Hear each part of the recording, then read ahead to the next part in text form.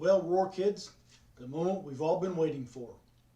The winner of the Roar photo and video contest of What Are You Doing during this school closure time is, drumroll, Cassie Yeager.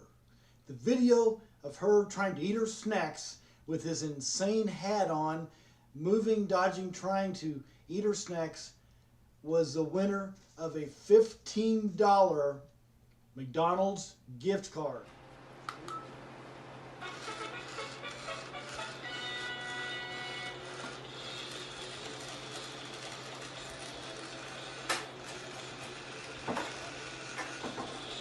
We will get it to you, Cassie. Congratulations, and thank you for all of you kids that sent your photos and your videos in. We'll have another contest soon, but for now, Cassie Yeager, the winner of a $15 McDonald's gift card for the Roar Photo and Video Contest.